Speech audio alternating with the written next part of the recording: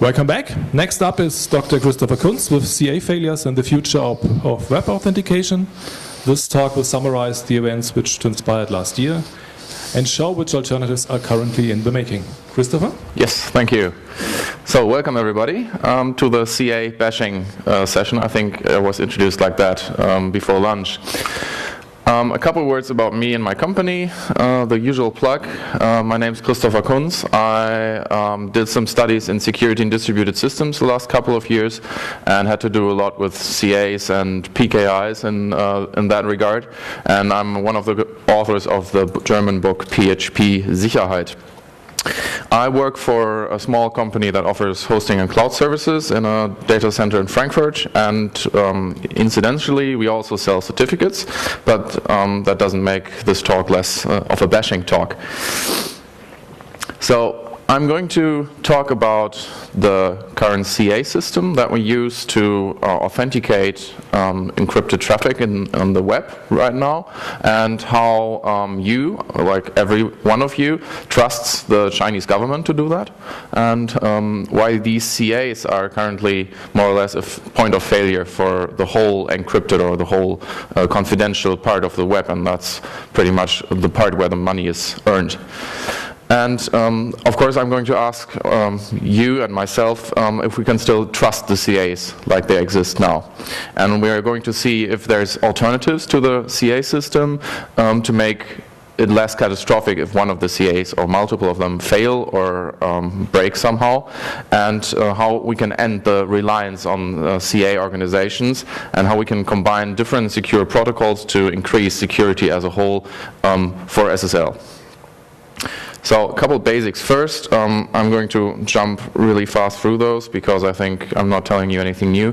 Actually, the term SSL certificate is a bit inaccurate because an SSL certificate doesn't exist. What we are usually talking about is actually a PKI certificate for in X509 form, and SSL or TLS is a network protocol. So these X509 certificates tie a key pair, a public and a private key, to some kind of identity. Usually when we encounter it, this identity is a domain name or an email address, but can be different other types of identity. The certificate is basically a signed combination of the public key, identity information, and some meta information like validity and revocation information. And after signing, of course, because it's digitally signed, it cannot be modified or tampered with or manipulated in any way. A couple important facts about X509 certificates. They have a lifespan that's typically 1 to 2 years. The lifespan is never longer than the lifespan of the certificate that issued a certificate. So basically as soon as a CA certificate expires, all certificates below that one expire too. CA certificates can have a much longer lifetime. For that reason, it's typically in the region between 5 or 10 years. Certificates can be revoked by the party that issued them. For example, if the owner information becomes incorrect, the owner doesn't exist anymore, the domain subject, the certificate subject doesn't exist anymore, if the private key is lost, or if the CA is compromised, or actually for no reason at all. There's been an evaluation of revocation reasons for certificates, and mostly the CAs don't provide any reason at all. They just revoke without reasons. There's two methods to do that. First is the older one, that's CRL, certificate revocation list. That's basically a list of revoked certificate hashes or IDs, and they are checked periodically against. So each browser has a CRL cache, and they check against that list periodically and pull newer ones if needed. And OCSP is actually the online sorry, that's a typo. It's supposed to be OCSP, Online Certificate Status Protocol, and that's supposed to be near real time. So each time an HTTPS connection is opened by a client, a browser, or something else, the certificate status can be checked online. Both of these have to be part of the certificate. They are maintained by the CA, and they have to be basically the URLs to the revocation lists have to be in each certificate issued. So this is responsibility of the CA. The interesting thing about about certificates is not the public-private key thing, because that's something we use every day for SSH, for everything else, but the identity verification. The identity of the owner or the subject of the certificate has to be verified before it's signed, because after signing, well, nothing can be changed anymore. And if there's no validation or not enough validation for the subject, the signer is not trustworthy enough, because they didn't do their jobs. And the person that signs the certificate has to assert that the information is accurate at the time of signing. And the key owner, or the one who wants the certificate, is supposed to give necessary information, basically proof of incorporation or stuff like that. So the signer of a CA acts as a trusted third party, like a notary or a lawyer or a government institution, and that is basically what CAs are supposed to do. So CAs have one reason for living, and that's assertion between a key pair and an identity. They have to make sure that someone who claims to have some specific identity have the right key pair, and they are asserting that by signing a certificate. And the only reason a CA can exist, and the only asset that they basically have, is the user's trust. If they are not trusted, they cannot exist. They don't have a business case, they will not have customers, and they will basically go out of business. So right now what we are seeing in this business, in the business of asserting certificates, is that there's two different kinds of certificates being sold right now. The first ones are basically low value certificates that are typically validated by making a whois lookup and then emailing whoever is in the administrative contact section, or by mailing some specific email address under the certificate domain. And these are normally called domain validated DV certificates. If you have an adversary who is quite resourceful, who can sniff your email, they can pretty easily forge these certificates if they want to. They can probably not, or let's say hopefully not, forge high assertion certificates that easily. They are usually validated by something like send in your company registration documents, please send us your Dun & Bradstreet number, please be on the phone, on your business phone, between these hours we're going to call you, or even in some cases live site visits or pictures taken of a company or storefront. These extended validation certificates are relatively new. They have been invented, well, more or less to strengthen the trust relationship for larger companies, and these are the ones that turn your browser bar green if you visit a site. I think they're pretty much standard for every bank. They normally have EV certificates, and many e-commerce sites have them too. CAs don't do this for free usually. Certificate issuing is still a very lucrative business. The cost is between something around €10 for a very simple domain validated certificate and €800 for EV certificate. It can be much higher for wildcard certificates, but basically that's more or less the price span. I think the cheapest ones are usually GoDaddy certificates, but they do the job that they're supposed to do. They give you the little lock icon or differently colored browser bar, as well as a more expensive certificate.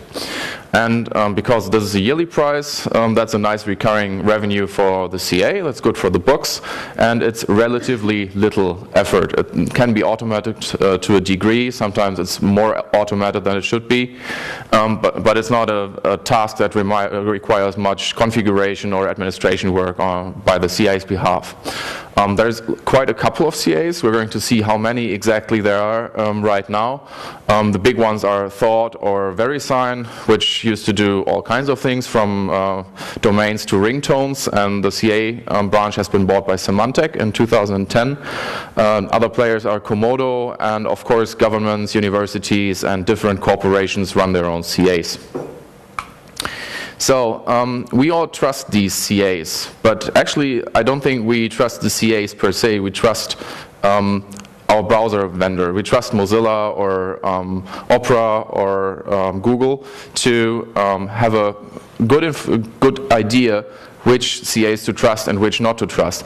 Personally, I haven't read all the certificate practice statements where the CAs say, okay, we issue certificates for this and that person or this and that corporation, but I think the Mozilla guys have done that, and I think if there's something wrong, they should be able to take the right action.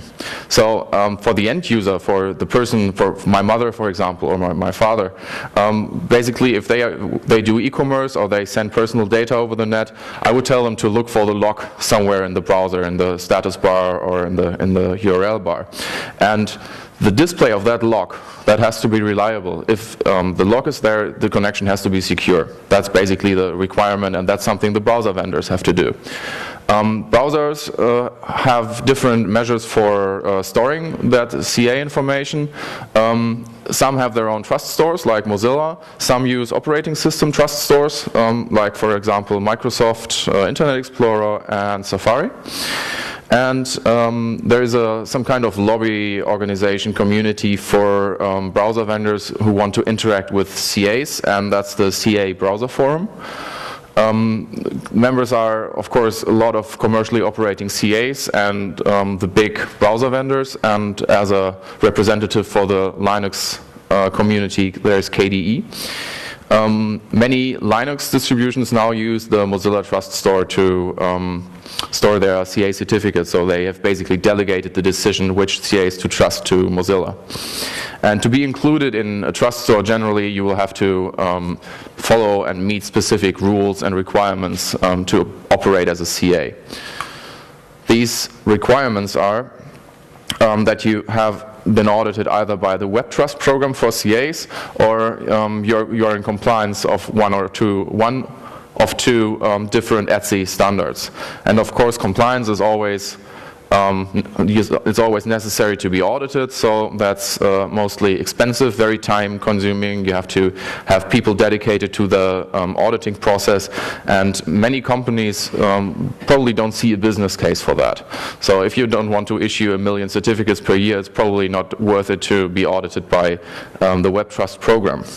And the whole effort is more or less only to not see these warnings while opening a website. Incidentally, that's my own.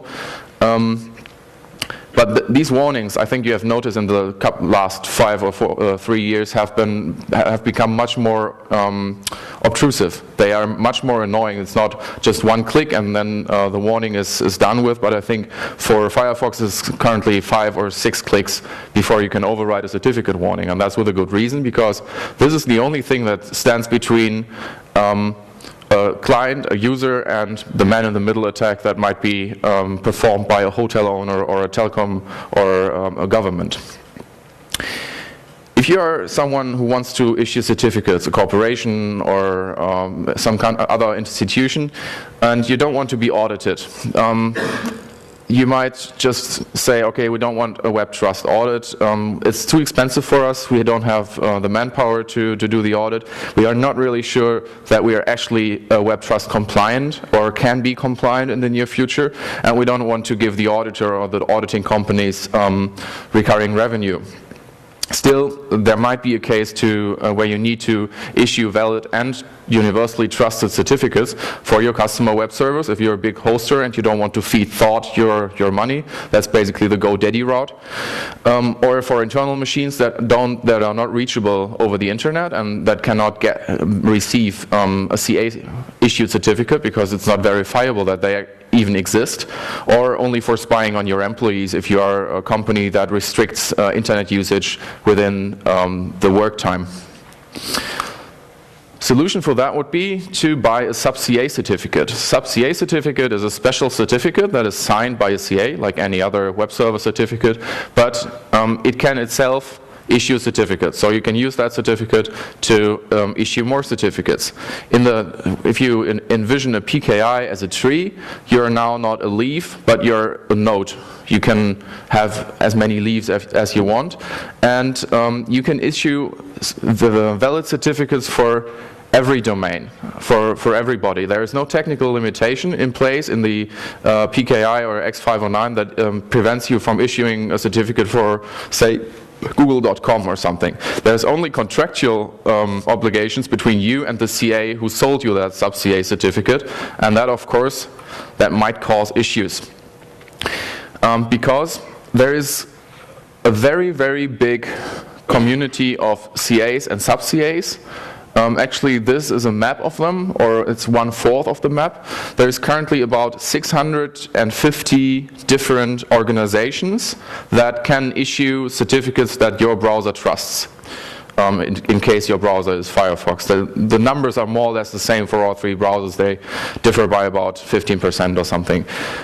This is only 1/4 of the map, the lower left fourth, and the data is a bit older. It's from end of 2010, I think. We have, at the moment, about 1,500 different CA certificates that are trusted by popular browsers. And not all of these are commercial CAs or sub-CAs. Some of them are governmental. I think my mouse pointer just moved. I'm not sure if you can see this. It's really, really tiny, but the spider in the middle of this big net is DFN-Verein. That's the German association of, it's basically the internet service provider for all German universities. And they have bought a sub-CA certificate by Deutsche Telekom, and they are issuing more sub-CA certificates to German universities. So basically, every German university that takes part in the DFN can have their own sub-CA certificate and issue certificates to students or to their own web servers or stuff like that. And since, I think, 2009, these are automatically trusted by browsers by way of the sub-CA relationship to Deutsche Telekom. That means that there's, I think, 300 sub-CAs in place just at DFN-Verein, and they're all housed and operated in one central location in the data center for DFN-Verein in Berlin.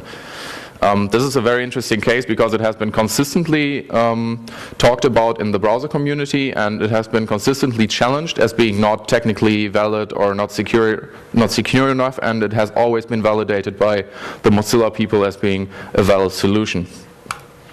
The data for these maps and this information comes from the EFF, which crawled the entire IPv4 space and made connections to port 443 and looked if there was a valid certificate on the web server or not. They saved all the certificates and did some mumbo jumbo with it, and then they had a database of the whole SSL market. So basically, they know about pretty much every SSL certificate that exists. And this database is free to download. I think it's 20 gigabytes. It's a MySQL dump, and you can build interesting statistics with it, and you can see how wacky many of the certificate authorities act. There are certificates for localhost. There are certificates for IP addresses.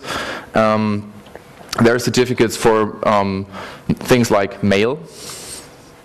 There's extended validation certificates with a key length of 512 bits, which is also quite interesting, or with MD5 signatures. There's a lot of interesting things going on, and there was a very good talk on 27C3 by the people of EFF who built that database, and they have, I think, 24 examples of things that shouldn't be happening but still were out in the wild. That color map is actually a PDF you can download on the EFF website, and I have put the links for all the further reading stuff in the end of the presentation. So this map shows about 650 or 600 something organizations, of which a lot of are sub-CAs. But still there's a lot of real CAs who are directly integrated into the browser. And if you want to look that up, you can see that in Firefox. It's somewhere under the settings. It's 1, 2, 3, 4, 5 clicks, so it's not exactly easy for the normal consumer to check that list. And then on that big list that comes up, you can see the cryptography module tab, and everything that says built-in object token is a certificate that was delivered with Firefox by default. And I've counted 160 in my Firefox 11 Trust Store, and that means that there is 160 different CAs in operation. I think in 2001 it was maybe below 10. So that market and the market players grew a lot. The important thing here is that every CA on that big map, every organization of these 650, every of these 1,500 different certificates is treated equally by your browser. It's trusted as much or as little as every other CA in the trust store. And that means that, for example, directly by way of an integrated CA certificate, you trust the Chinese Network Information Center, which is the government-owned network ISP for China, or one of the administrators, for example, for the Great Firewall. You trust a company that I never heard of until a couple days ago that's called Demiotis. They're a French company who issues certificates in France. Well, you trust them. The Hong Kong Post Office. And indirectly, because these companies bought sub-CA certificates, you trust Ford Motors, you trust this guy, and you trust these guys. To issue a certificate that is trustworthy, or to issue a certificate for google.com, for example. The problem is that we cannot be sure that each of these have the right practices in place, they are secure enough, their sub-CA operation is secure enough, and that opens the door for man-in-the-middle issues. So I think everybody knows about man-in-the-middle attacks. Basically, the more sub-CAs I have, the more possibilities for this I have. I open an SSL connection to Bob's website, and actually Mallory sits in front of that website because Mallory has taken over some part of Bob's network or Bob's upstream or something like that, and instead of talking to Bob securely, I'm talking to Mallory securely. The condition for this is that Mallory must be able to provide a certificate that looks like Bob's certificate. And because certificates cannot be forged or manipulated, you cannot reliably recreate a certificate if you're not a CA, unless you've broken RSA or you know about the relation between P and NP. You will have to have a valid CA certificate that can issue trusted certificates. If you want to do one of these man-in-the-middle attacks, you will have to fulfill both of these conditions. First, you'll have to control the network, which is actually not that hard. For example, a very good example for a network that is under someone's control, who we don't know, is right here, the Wi-Fi. It's some kind of these hotel ISPs that basically do active man-in-the-middle attacks, because if you try to connect to Google or mail.google.com securely and you're not logged in, they do SSL stripping and they redirect you to the login page. That's one of the typical examples for SSL man-in-the-middle. And of course, if you're in a hostile environment in China where the government controls the internet, or you are on the Chaos Communication Congress or something like that, you can never be sure that the internet is actually not controlled by your adversary. And the second thing is, and that's the harder part, the opponent would have to control the encryption keys. Basically, they would have to be a CA or control a CA. For some governments, especially China is one of the prime cases, Iran, Syria. Of course, this slide is more valid than for others, but in general, it's valid also for Germany or the US. Governments tend to want to know what their citizens read and write to be able to evaluate it in case of criminal persecution or something like that. And some of them also want to be able to listen in on encrypted communication.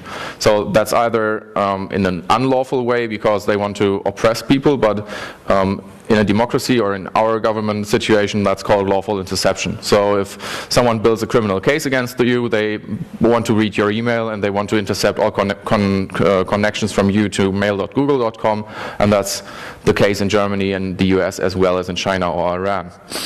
On the other hand, a government has sometimes a couple more resources at hand than a normal adversary. They might have control over the internet routes in the country. For example, for Iran and Syria, I think there is only state-sponsored ISPs. In China, there is a couple of different telecom providers, but all of them have to go through the Great Firewall, which in turn is controlled by the government. And sometimes you have a government-controlled CA, for example, in China again. But also in Spain, for example, there's government CAs We don't really have a direct government CA. I think we have a sub-CA that's controlled by the German government, but it's pretty much the same thing. In all cases, every government has the ability to make ISPs and CAs under their jurisdiction cooperate. So basically the US government can go to VeriSign or go to any other US-based CA and tell them to issue a second certificate for google.com for whatever reason. They have to have a court order for that, but basically for a government adversary that's very easy to obtain. That's always the easy route for governments, the so-called lawful interception. So to start issuing certificates that look like a legitimate certificate for Google or any other secure website, you can either become a CA, pass the web trust and ETSI audits, and then reveal that you're actually not a good guy but some kind of attacker. That's of course the most resource-intensive way. You can compel CA to issue a certificate, so you can be a government and tell them, please issue another certificate for google.com. We have a court order. You can just buy a sub-CA certificate from a trusted CA. That's probably the easiest way out because it's expensive, but it's by far not as expensive as becoming a CA yourself. Or if you don't want to spend any money, you can just crack a CA and start issuing like there's no tomorrow. And that's exactly what happened last year, especially last year. There were two big incidents in last year and two smaller thingies in 2012. And all in all, there were far over 600 different certificates issued maliciously by 2 or 3 different attackers. And one CA that was affected deceased within weeks. First incident was Komodo Gate. Komodo is a certificate issuer that had problems before with issuing certificates that were not really for who they were supposed to be. And on March 23rd last year, they announced that 9 rogue certificates were issued by an attacker. And these were for 2 Google services, for Hotmail, Yahoo, and Skype login pages, and for the Mozilla add-on site, and for someone called Global Trustee. Nobody really knows what that specific certificate was supposed to go to, but the others are pretty clear there for sniffing login information and for sniffing add-on information.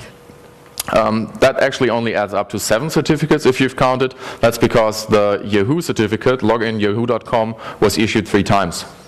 Probably typos or something like that. The attack happened via the Komodo subsidiary in Italy, who was reselling or selling instant SSL certificates to the Italian community. And I think they only ran Windows servers for the actual signing process, and the attacker found some API calls that weren't secured enough and was able to sign. They were able to sign their own CSRs. And that was automatically without any manual intervention by someone. So he was able to do the whole signing process themselves. And they put an interesting note up on NoPaste or somewhere where they claimed to be from Iran and working on cracking RSA, and nobody could stop the Iranians and stuff like that. And there was a lot of buzz about that. So there was a discussion about how Komodo should be removed from the browser trust stores, and how the CA security as a whole was jeopardized, and how Iran was going to cyber attack the world. Well, nothing of that happened. Komodo was not removed from the browser trust stores. They were warned to recheck their certification practices, and I think the Italian branch was closed. There were no further rules for CAs. There were no new security or compliance audits, and as far as I know, there was not a lot of cyber war. This was after Stuxnet. So the attacker who owned Komodo specifically talked about how this was retaliation for the Stuxnet attack. This was the smaller incident, and the bigger incident was later that year. That was DigiNotar, a Dutch CA who had a couple of career-changing events in July. In July 2011, they noticed that something wasn't right with their machines, and that someone had actually breached their security. And also someone obviously had issued a couple of certificates that weren't supposed to be issued at all. And these were quite quickly, or relatively quickly, revoked. And a couple of them were overseen. That's actually a more or less verbatim quote from the press releases, and nobody was told, especially not the browser vendors or the general public, and the Dutch government, who has a big part in that CA's operations, wasn't notified at all. So nobody knew about this, and in August some guys in Iran started seeing certificate warnings for Google Mail. That happened because earlier that month Google had rolled out a new Chrome version that included something called public key pinning. So basically there was a list of what public key was expected for each Google service, hard-coded in Chrome. And the guys from Iran started seeing warnings out of the blue for Google Webmail, and decided to make the issue public. And it was quickly discovered that this was a large-scale man-in-the-middle attack launched only against people in Iran, because nobody outside Iran was seeing these fake certificates. And it was traced back to DigiNotar, because they were the CA who signed the certificates. And yeah, well, after that, DigiNotar was forced to admit that there was an intrusion, and they also made it clear that they thought the attack was from Iran again, and that there was some kind of government government agency taking part in that. And just by coincidence, Iran doesn't have a government CA that's trusted by browsers, so this might have something to do with the intrusion. And this time, it wasn't just an inconvenience for people who started seeing certificate warnings, but that incident actually caused lives to be in danger, because especially in the climate of last year, dissidents were very closely monitored by the authorities, and the fake certificates were specifically targeted to sniff dissidents' encrypted mail traffic to their other dissidents in the other Arabic countries. And it might have been that people have been arrested or even executed because the Iranian government was able to sniff in on SSL certificates. And that made a lot of bloggers from Iran quite furious, and they demanded that things would have to change. After analyzing, we could see what happened with during that attack. There were certificates issued for all Google services as a wildcard certificate, which was revoked quickly, but there were specific domain certificates for Google services that DigiNotar neglected to revoke.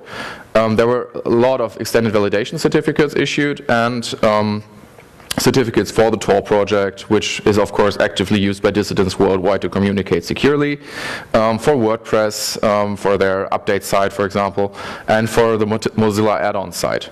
And all in all, there was over 530 certificates that piece by piece were found and were traced back to DigiNotar. Because DigiNotar weren't really cooperative, or they couldn't be, kinda. They had been hacked before, it transpired, I think in 2010, and they didn't notice, or they didn't care, or they didn't think it was really that bad. They didn't have any logs for their certificate signing process, so they didn't actually know which certificates were signed, or the hacker deleted all the logs and there was no secure copy stored away somewhere. Either case, this is not compliant to web trust.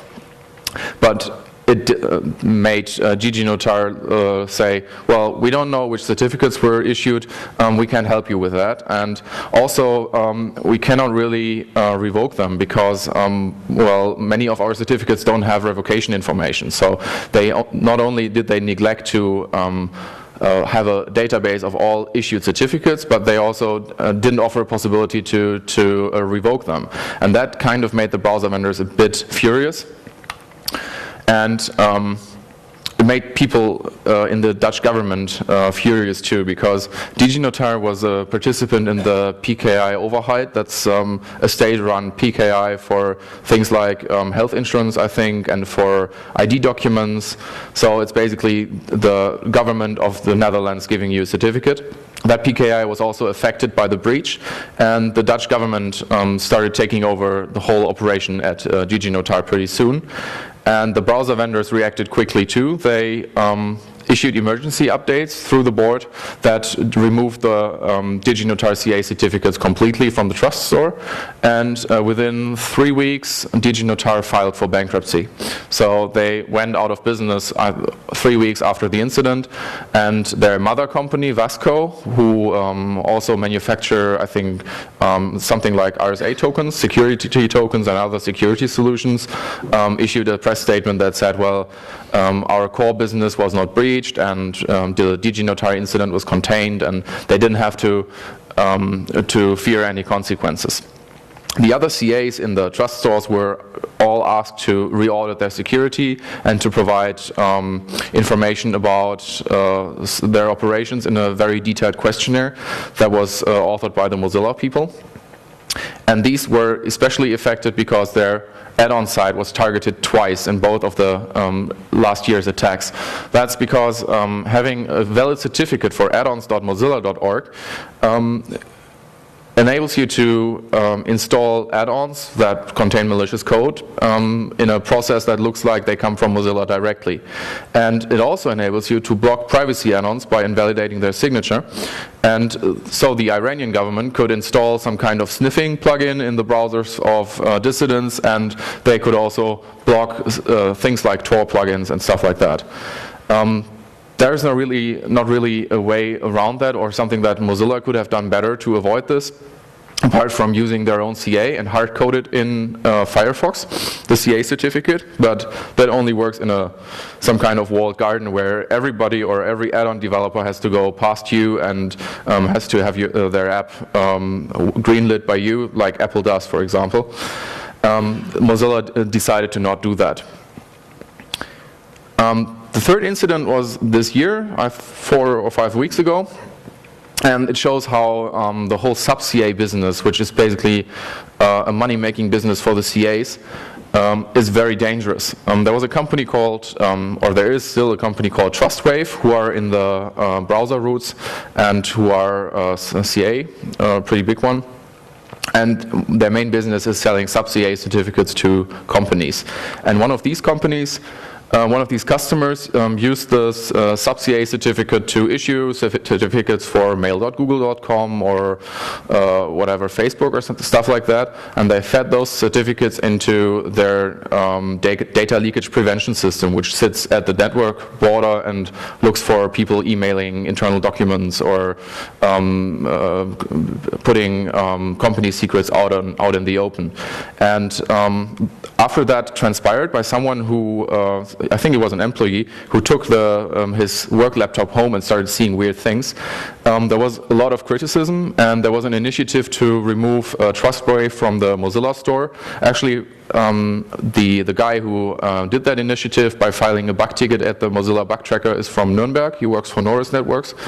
And Trustwave reacted by revoking that sub-CA certificate and telling everyone that nothing happened, and that it's common practice for people to use the sub-CA certificates for data leakage prevention, and that they're not going to do it again.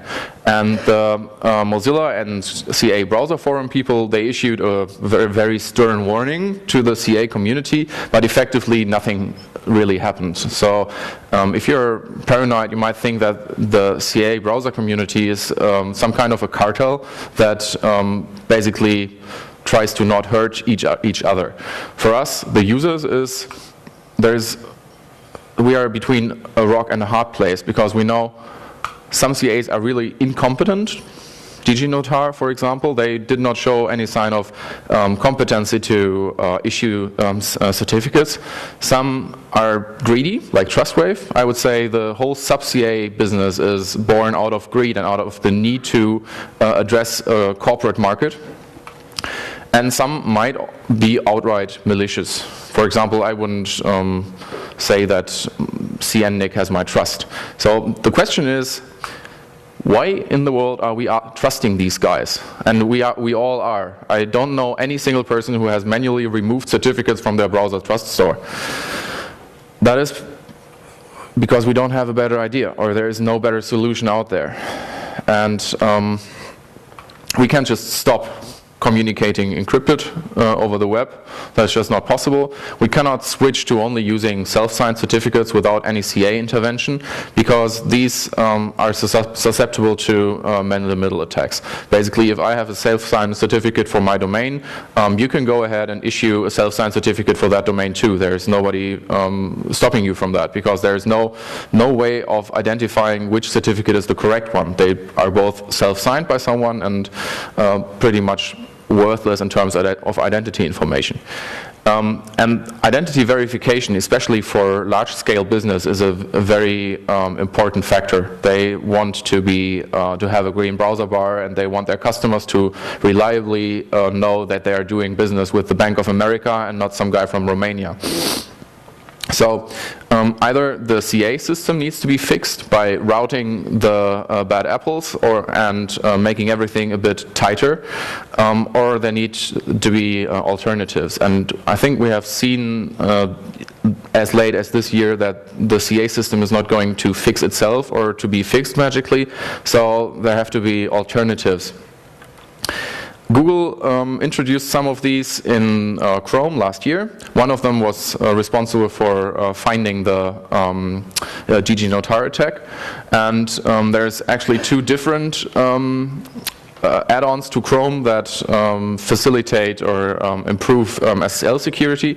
The first one is HSTS, that's HTTP Strict Transport Security, and that's basically a list of URLs that are supplied either by hard-coding them in the browser or by questioning some external site for the list, or even by a site telling in an HTTP header. These URLs are to be accessed only via HTTPS. That disables SSL stripping attacks. So the hotel Wi-Fi would not be able to redirect everyone who's not logged in from facebook.com to 1.1.1.1 at the login page. The connection would just be aborted. That's only for SSL stripping attacks, which are very easy to detect even for uninformed users. They don't see the log, they don't see the colored URL bar. So that's only a very small improvement. The second improvement that's very tailor-made for Google is public key pinning. Basically, Google expects, or Chrome expects, a specific CA to issue the certificates for google.com. This CA is more or less hard-coded in Chrome. And there's a list of, I think, below 20 sites, Facebook, bigger other community sites that have subscribed to this public key pinning.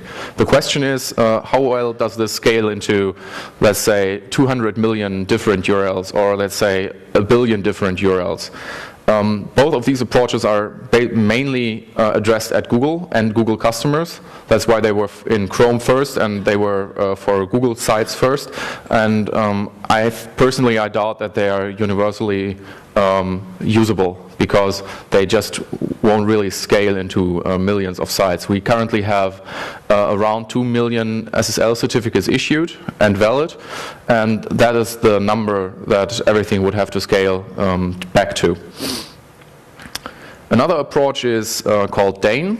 It's the DNS-based authentication of named entities, and that's basically a combination of two secure protocols to create more security for web authentication.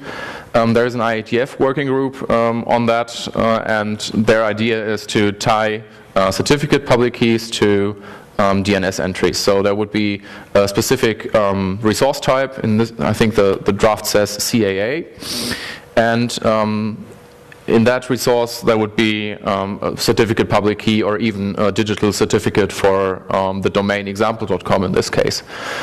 Because plaintext DNS replies can very easily be spoofed. This is, of course, only usable with DNSSEC. So we would have to wait for DNSSEC to be widely deployed before we can use DANE. I don't really know when this will be the case.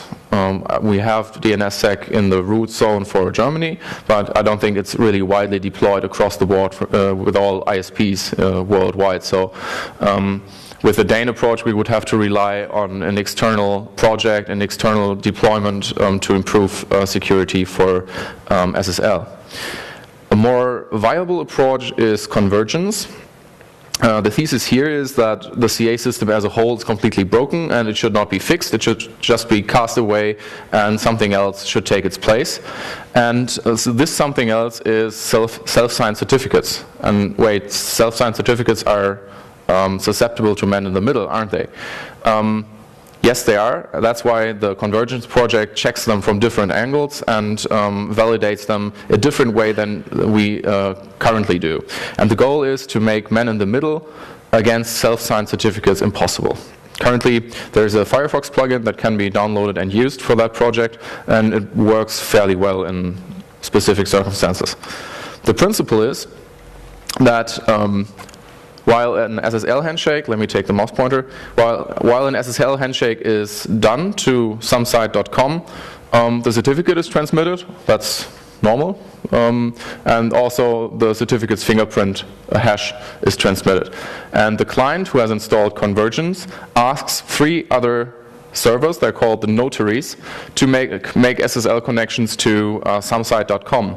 And these these open HTTPS connections and check for the certificate hash. They send back that hash to the client, and the client looks at the 4 hashes that he has and checks if they are the same. If they are not, then there's man in the middle somewhere. Because these notary servers are to be in different jurisdictions. One of them is in the US, one is in the EU, one of them might even be in China. They might see different kinds of man-in-the-middle attacks. And if you ask all 3, you can have a majority of 2 that maybe sees the same hash, and if that's the hash that was transmitted here, you know you are relatively safe.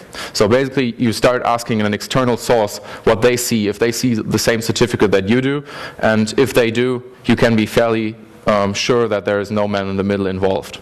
But only if you can be sure that the notary servers are the ones which you dictate. Exactly. There is a bootstrap problem there. I'm going to talk about that later in a second. But you're right. Notary servers, I think there's about 12 or 13 right now. They offer a self-signed certificate themselves, and there's your bootstrap problem. You have to enable, in order to start using a notary server, you have to accept their self-signed certificate. So you have to have a way of verifying that certificate out of band somehow. That's a problem that the Convergence authors are aware of. Currently they use a CA-signed certificate, ironically, to get around that issue. But that's pretty much a bootstrap problem. If you have come past that bootstrap problem, for example, you got the certificate from someone trustworthy on a USB stick or something, you can rely on the notary server to be or to answer what you think they should answer, because every answer is digitally signed. Even if you're in the T-Mobile Wi-Fi network in a train, which is known to do SSL stripping, and or in China or somewhere else in a hostile environment.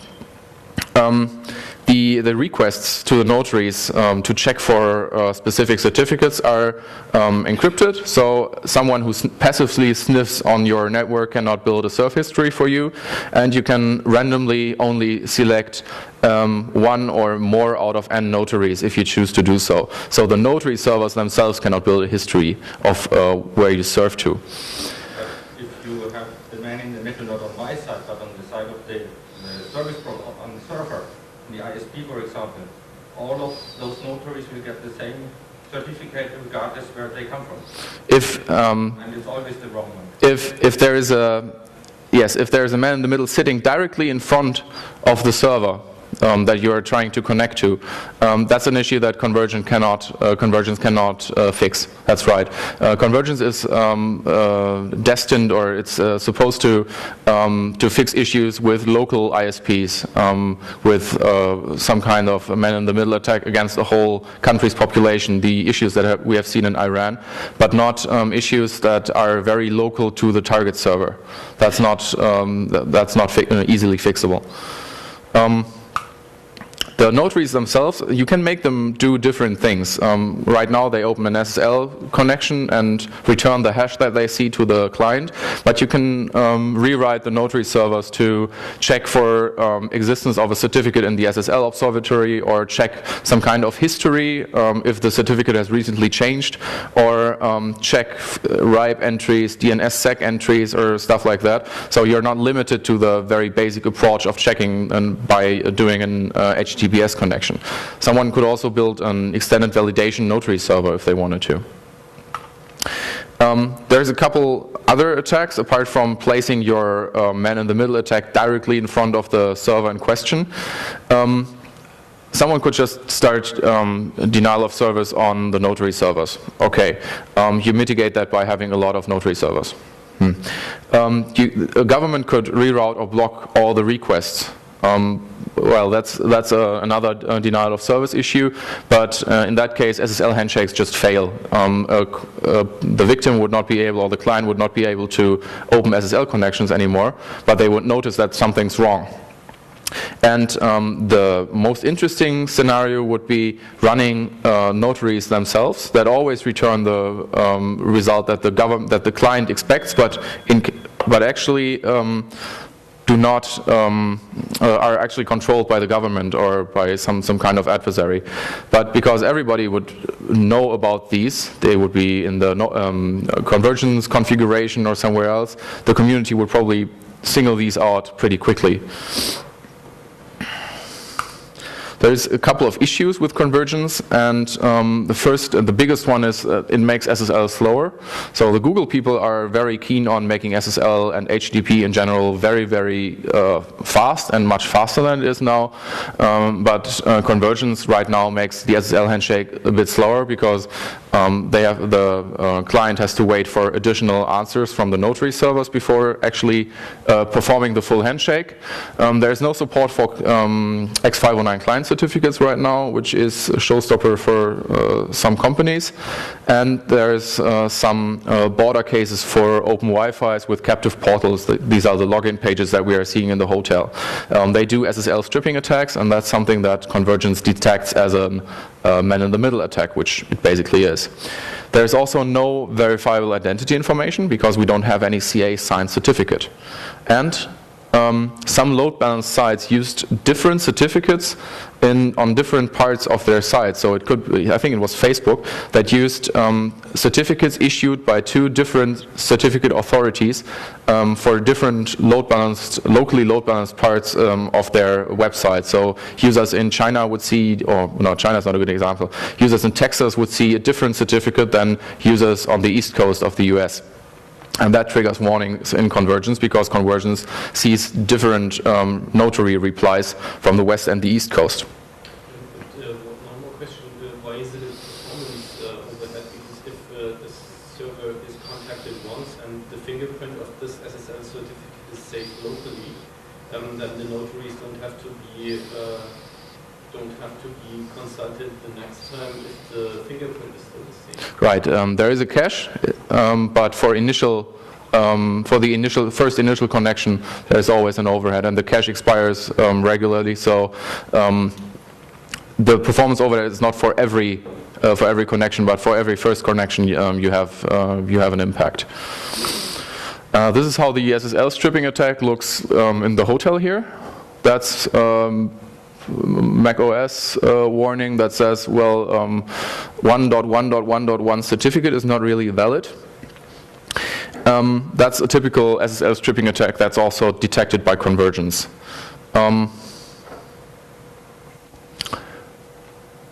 Sorry. There's a third project that I would like to talk about very briefly because it has a very unique idea. It's Sovereign Keys. It's an EFF project, and it aims not to abort connections or disrupt connections, but route around certificate or a CA failure. Basically, it's something that kind of reminds me of Bitcoin. The developers have a data structure that's append only, and everybody who has a certificate can get a so-called sovereign key. That's just another private key that you use to sign information. You sign information that you put into this append-only data structure, which is hosted redundantly by the EFF people, and you add information as soon as you get a new certificate for your domain, or you change keys, or your old certificate has expired, or something like that.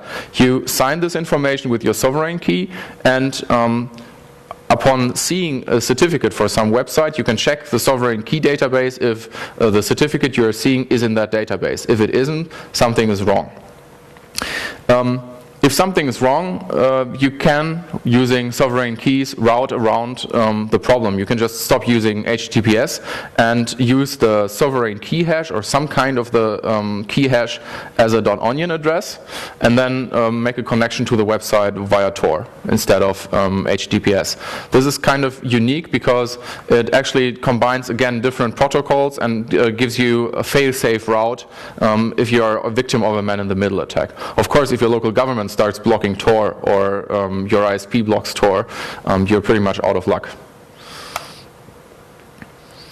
You're also out of luck if you are a website or a domain owner and you lose your sovereign key, because then your domain, the DN, the certificate subject, is forever lost. You can never renew or reissue a certificate. You cannot retrieve the sovereign key, and you can also not purge your domain from the history and make it not affected by sovereign keys anymore. As soon as it's once in the database, it's forever inside. So if you lose the key, you can basically throw away secure communication for that domain. Attacks are quite difficult though, because an attacker cannot issue a sovereign key protected certificate without having the sovereign key, of course, and they cannot easily initiate a denial of service attack, because if the sovereign key database is unavailable, the rerouting would just take place. Okay. There's further reading. That's just for the version that's going to be on the OSDC website, so you don't have to jot that down right now. Further reading and a short summary, and I think we can start taking questions now. More questions. Yes? Yes, the conversion system has another major problem. If someone is able to spoof an address in DNS, it can make it point to some other server. There's a self-signed certificate on that name. So I connect to this one, get hash, ask all my notaries. All of them also connect there, and everything looks well. So yes. Forging DNS or spoofing DNS is a very big problem there, because you won't notice that. Okay. The question was that or the statement was that DNS spoofing is an issue for Convergence. The answer to this is yes and no. If you are able to overtake the DNS server that's authoritative for a domain, it's basically the same situation like having a man-in-the-middle attack directly in front of that domain. Everybody is affected, but the domain owner would notice that very quickly, and they would take back control of the DNS server for the domain. If you manage to locally spoof DNS, Convergence can see this, because let's take this hotel Wi-Fi as an example. If there is a locally spoofed DNS reply for example.com that points to some other site in China, the notary servers who sit in the US and the EU and in the Netherlands and wherever else, they wouldn't see the spoofed address. They would see the original address and see a different certificate, so that attack can be detected. If someone is able to take over authoritative zones, you cannot protect against that by using DANE or any other DNS-based approach, and you cannot protect against that by using Convergence. So as soon as someone has overtaken your DNS server, you're out of luck as a website owner. So in this case, waiting for DNS access yes, only exactly. alternative. So maybe in this case, Convergence is not needed anymore, because I can put the keys there, as you pointed out before. Yes, but there still might be local attacks. Basically, China runs their own DNS servers, and they can issue other signed replies. The problem is that for a mighty adversary like a government, there is a lot of they have a lot of resources. For the smaller things, I think Convergence would not be necessary as soon as we have DNSSEC in a widespread environment. Okay, more questions? Yes? Couldn't we replace the trust that we expect people to put into institutions, processes, machinery, and whatever, with trust in people and specific organizations? I mean, the approach via the EFF is one example of what I'm talking about. I'm currently working on a concept to try and turn the rules of game with the ERM around a little bit. Where I think it's about time that we stop thinking and talking about the ownership rights of the music industry all the time, while we don't really care for our own data being protected. And based on the same thought, or that thought, we can build something around the trust that we put into institutions or addresses per se, also on something like a network of trust, and go back to the PKI infrastructures that are in place, and try to make it a distributed approach rather than another centralized one that is again prone to failure, whether it's DNSSEC hosts that are compromised or man in the middle on the other side of the line. Can that be an approach? Yes. I think that's also an approach that is used very widely. Read PGP. That's a very typical web of trust approach. Some people are more trusted than others, and if they sign your key, you're automatically more trusted too. In the CA world, there's CA-Cert, who do this community-driven approach too, but they only use it as basically as feedback or as input for their own CA, which then in turn signs normal CA-style certificates. The problem with these community-driven efforts, in my opinion, always is that you have to find a major consensus between all the affected parties who is trustworthy. And for the browser industry right now, I would assume the Mozilla people are trustworthy, and I wouldn't assume that Apple is trustworthy. So I would only rely on Mozilla, and that's just, again, a single point of failure. I think the issue is always how to find someone that everybody trusts, or that, or a group of people that are more trusted than others. A web of trust can work, but it would require a lot of people to take part in it. I think that's what the main issue was for all webs of trust that were in place, and that's also maybe the issue for PGP and why PGP is not used for web traffic. We could use it if we wanted. We could just stop using SSL. But I think it's basically the only approach that is worth looking at on the long term. Replacing the institutions, the commercial institutions that are issuing certificates for a living and for profit with people who have a genuine interest in security to issue these authenticity tokens. Okay. More questions? Well, then I think I'm done. Thank you. And if you have further questions, I'll be around whole day and tomorrow. Thanks.